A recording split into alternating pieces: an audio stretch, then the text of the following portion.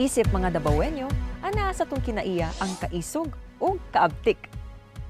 Apan, kinahanglan kini kuyugan o kaandamon o preparedness aron mamahimo kitang luwas gikan sa mga kalamidad o katalagman.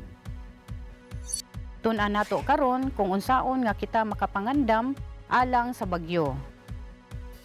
Ang bagyo o tropical cyclone mao ang nagtuyok nga hangin ibabaw sa init nga tubig sa kadagatan. Nagadala kini og naghaguros nga hangin ug kusog nga ulan.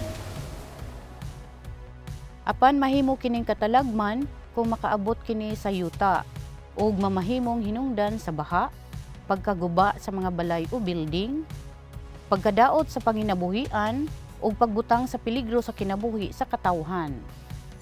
Adunay 5 ka klase sa bagyo base sa kung unsa ka kusog ang hangin duol sa tunga niini. Tropical depression, tropical storm, severe tropical storm,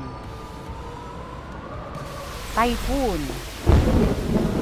ug super typhoon.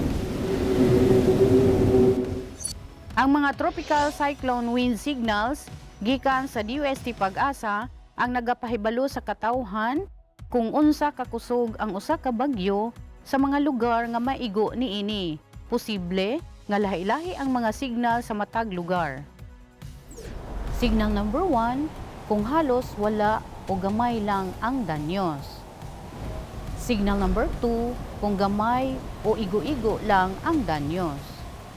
Signal number 3, kung labaw pa niini o medyo dako na ang danyos. Signal number 4, kung dako o dako kaayo ang danyos. Ug signal number 5, kung dako kaayo o malukpanon ang danyos. Tungod niini, posible kita nga makasinati og pipila ka mga peligrosong panghitabo. Kusog nga ulan o pagbaha. Kusog nga hangin.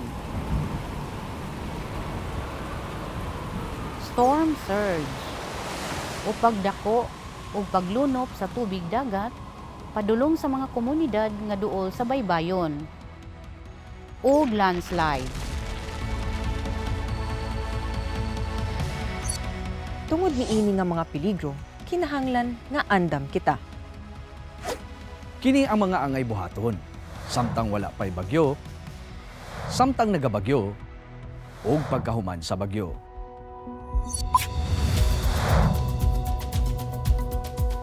Sayri ang mga ruta sa pagbakwit sa lugar. Siguraduha nga nakabalo ug nakasabot sab ang uban niini.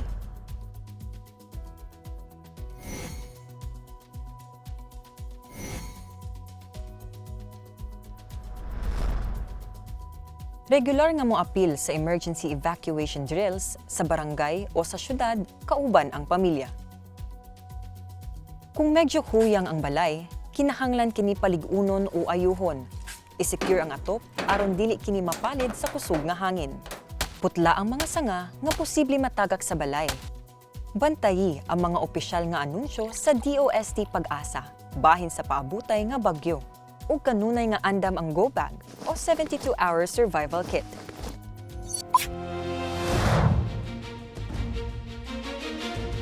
Samtang nagabagyo, ayaw katarantar. Kung madunggan ang wavering tone o nagpadayon nga pagbagting, pagpangandam-dayon aron mamakwit.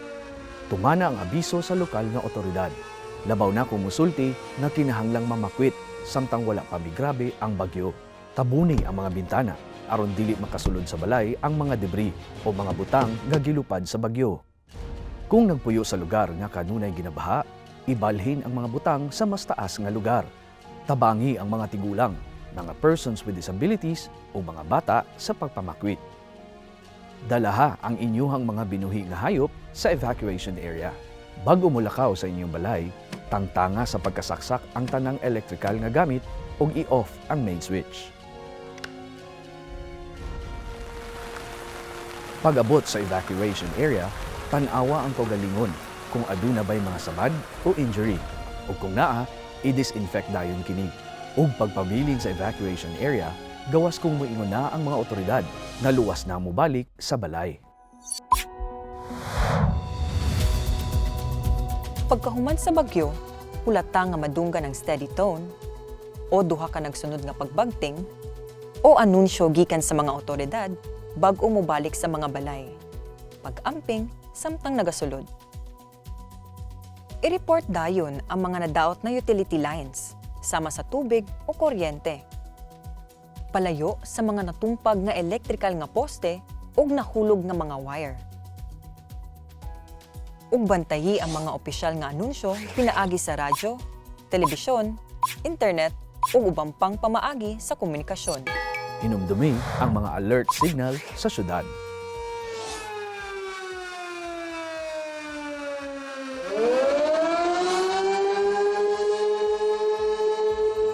Atong timanan kini nga mga lakang samtang wala pay bagyo.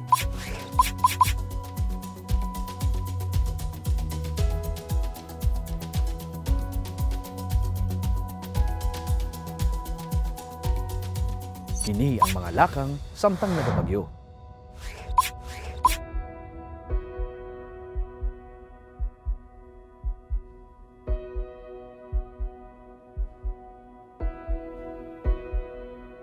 Ug kini ang mga lakang pagkahuman sa bagyo.